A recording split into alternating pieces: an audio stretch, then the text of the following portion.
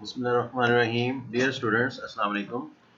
Today we are in the second lecture on the quantitative models for the planning and control, and we are discussing the materials cost in this regard. And we have covered economic order quantity in our previous lecture. And in order to revise economic order quantity, you can see that 2 multiplied by annual required units into cost per order divided by carrying cost per unit per year, the whole under root. So we had discussed this economic order quantity and wait for its exercises to come in the next lecture. And next we had seen a graphical representation. So economic order quantity falls on the red line. You can see at this point where quantity is economic order quantity and the total cost is at its lowest. And further, before we proceed on to the further topics, there is a definition of safety stock. Safety stock is an additional quantity of an item held in the inventory in order to reduce the risk that the item will be out of stock. एक मखसूस amount, for example, we are going to make the production or we are going to make the sales for a specific month. तो एक खास month में जो है हम अपने हिस्ट्री को देखते हुए कॉस्ट अकाउंटेंट्स एक स्पेसिफिक परसेंटेज के हमारी डिमांड जो है वो कितनी ज़्यादा जा सकती है, लाइक 10 to 20% जो है वो इंक्रीज़ कर सकती है. तो उस 10 to 20% इंक्रीज्ड डिमांड को मीट करने के लिए जो कि रूटीन से ज़्यादा हो सकती है, किसी भी ख़ास टाइम पीरियड में एक रिज़र्व स्टॉक या सेफ्टी स्टॉक रख लिया जाता है और वो इस जो है वो प्रॉब्लम में हमारे काम आ जाता है. सो safety stock acts as a buffer in case the sales of an item are greater than planned and or the supplier is unable to deliver additional units at the expected time. और demand का factor तो एक तरफ रहा, दूसरी तरफ ये है कि हमारे सप्लायर को भी कुछ अनफोर्सीन सर्कमस्टांसेस आ सकते हैं जिसकी वजह से वो थोड़ा सा लेट हो सकता है. लिहाजा हम उसके लिए थोड़ा सा स्टॉक सेफ्टी में रखते हैं, रिजर्व में रखते हैं. जैसे कि आप लोग जो है मोटरसाइकिल चलाते हैं, बाइक चलाते हैं, तो उसके अंदर कुछ पेट्रोल जो है वो रिजर्व में होता है. So now come to some important formula. ये बहुत अहम फार्मूलाज हैं. ये फार्मूलाज जो है अभी नेक्स्ट जो है हम टॉपिक जो पढ़ने जा रहे हैं, which is choosing proper order size when some offer other than economic order quantity is given. तो टॉपिक की डिटेल में हम जाएंगे, लेकिन उससे पहले ये कुछ इंपॉर्टेंट फार्मूलाज हैं, इसको ज़रा लर्न कर लेना अच्छा है. फर्स्ट ऑफ ऑल पहला फार्मूला है number of orders to be placed. एक खास टाइम पीरियड में आपने कितने ऑर्डर्स प्लेस करने हैं साल में, तो उसका फार्मूला है annual required units divided by order quantity, ARU. ये आप लोग अच्छी तरह लर्न कर लें. ARU stands for annual required units. ये वही ARU है, एनुअल रिक्वायर्ड यूनिट्स है, जो कि इकोनॉमिक ऑर्डर क्वांटिटी में 2 इंटू एनुअल रिक्वायर्ड यूनिट्स में ये आपको मिलता है. तो इसको अगर हम डिवाइड कर दें ऑर्डर क्वांटिटी से, तो ये number of orders to be placed. एक सिंपल से एग्जांपल लेते चलें. अगर फर्ज करें एक ऑर्गेनाइजेशन जो है एक साल में जो है 12,000 यूनिट्स इस्तेमाल करती है और हर एक ऑर्डर में वो 1,000 यूनिट्स का ऑर्डर प्लेस करती है, तो 12,000 divide by 1,000 is equal to 12 orders. तो हमें एक साल में 12 ऑर्डर्स प्लेस करने होंगे. अच्छा जी, दूसरा है फार्मूला है एवरेज इन्वेंटरी. एवरेज इन्वेंटरी जो है बहुत सिंपल फार्मूला है, ऑर्डर साइज डिवाइडेड बाय 2. तो इसमें आप लोग सोच रहे होंगे कि एवरेज इन्वेंटरी में लफ्ज़ इस्तेमाल हुआ एवरेज. तो जब कभी एवरेज होती है तो डिनोमिनेटर में उसका नंबर होता है, यानी 2. इस फार्मूले में एवरेज हमने फाइंड आउट की और डिवाइड किया हमने 2 से, लेकिन न्यूमरेटर में ऑर्डर साइज जो है वो गिवन है, 2 वैल्यूज़ नहीं है, सिर्फ एक वैल्यू. तो उसका जवाब ये है कि एज्यूम किया गया है कि एक वैल्यू जो है वो स्टॉक उसमें ज़ीरो हो जाता है. स्टॉक ज़ीरो होता है, ज़ीरो होके फिर ऑर्डर साइज, यानी कि हमें जब ऑर्डर रिसीव होता है, ऑर्डर क्वांटिटी आती है, तो वो हमें मिल जाता है. 2 क्वांटिटीज़ हो गई, 0 plus order size divide by 2. तो 0 की कोई वैल्यू नहीं थी, इसलिए उसको ऑर्डर साइज डिवाइड बाई 2 कर दिया. तो अभी हमने थोड़ी देर पहले सेफ्टी स्टॉक की टर्म पढ़ी है. तो एवरेज इन्वेंटरी में हर वक्त हर मुकाम पे चूँकि सेफ्टी स्टॉक का वजूद मौजूद होगा, लिहाजा हम उसको प्लस करते चले जाएंगे. इसके बाद बहुत आसान एक फार्मूला है इन्वेंट्री एसोसिएटेड कॉस्ट. नॉर्मली इसको जो है टेक्स्ट बुक्स इन्वेंट्री कॉस्ट लिखती हैं, मैशरे कॉस्ट काउंटिंग इसको इन्वेंट्री कॉस्ट कहता है, लेकिन यह है कि मैंने आपको इसको समझाने की आसानी की खातर इसका नाम इन्वेंटरी एसोसिएटेड कॉस्ट रख दिया है कि ये इन्वेंट्री की ज़ाती कॉस्ट नहीं है, ये इन्वेंट्री से रिलेटेड मुतल्लिका कॉस्ट है, यानी कैरिंग कॉस्ट और ऑर्डरिंग कॉस्ट। तो इसकी ज़ाती कॉस्ट एक और चीज़ है जिसको हम परचेज कॉस्ट कहेंगे या परचेज प्राइस कहेंगे। सो अब हम आते हैं इन्वेंट्री एसोसिएटेड कॉस्ट के दोनों एलिमेंट्स की तरफ। दोनों एलिमेंट्स क्या हैं? Ordering cost and carrying cost. इसमें से पहला है कॉस्ट ऑफ प्लेसिंग ऑर्डर्स या ऑर्डरिंग कॉस्ट। ये याद रहे कि इस वक्त हम total ordering cost find out कर रहे हैं नंबर वन में। तो नंबर वन में फाइंड आउट करने का तरीका ये है कि कॉस्ट पर ऑर्डर जो कि हमें गिवन होगी multiplied by number of orders. Number of orders हमने प्रीवियसली सबसे पहले फार्मूले में फाइंड आउट किया है। तो नंबर ऑफ ऑर्डर्स को कॉस्ट पर ऑर्डर से मल्टीप्लाई करने से कॉस्ट ऑफ प्लेसिंग ऑर्डर्स पूरे एक खास टाइम पीरियड की, एक पूरे साल की जो है वो आपको रिसीव हो जाएगी। दूसरी जो है carrying inventory, cost of carrying inventory, जो कि हम पहले डिस्कस कर रहे हैं कि कैरिंग कॉस्ट जो है, कैरिंग कॉस्ट पर यूनिट जो है वो हमें गिवन होगी, वो हम कैलकुलेट कर लेंगे।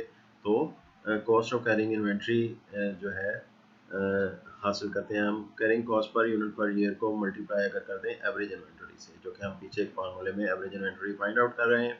इसके पीछे लॉजिक क्या है? द लॉजिक इज़ दैट के वी अज्यूम दैट कि एक ख़ास एवरेज इन्वेंट्री पूरे साल के दौरान जब कभी भी हम उसे उठा के देखेंगे तो एवरेज इन्वेंट्री जो है वो मौजूद होगी। इट मीन्स कि किसी भी महीने में, किसी भी साल के महीने में, किसी भी दिन एक ख़ास वैल्यू जो एवरेज इन्वेंट्री की पाई जाएगी, उसको अगर हम carrying cost per unit per year से मल्टीप्लाई कर दें तो ये total cost of carrying inventory आ जाएगी।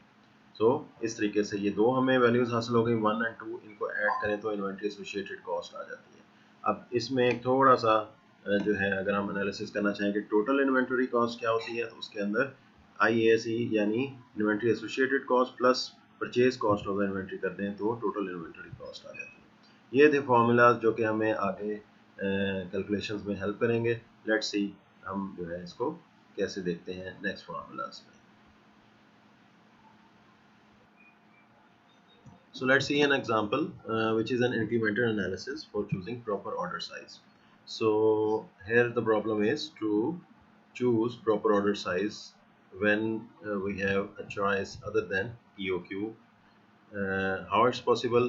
This is, as we know that EOQ is the most appropriate choice for the proper order size, but there could be some offer from a supplier that he will be giving you some discount, 5%, 3% discount if we order the quantities in bulk quantities. Normally it could be the matter, it could be the case that economic order quantity is a lower quantity, and the offer from the supplier demands to order in higher number. So let's see in this example. Economic order quantity comes out to be 1224 units, 1224 units, and a supplier has offered uh, to give some sort of discount, which is 5% discount if the company buys in 2000 units per order. तो इस तरह से जो है ये choice हमें दी गई है। इस एग्जांपल को देखते हैं। जितने फार्मूलाज पिछली टेबल में आपने देखे हैं वो तमाम फार्मूलाज जो हैं यहाँ पे हम कैलकुलेशन करने जा रहे हैं इंशाल्लाह। सबसे पहले देखें तो economic order quantity versus proposed scheme है जो कि 2000 यूनिट्स है।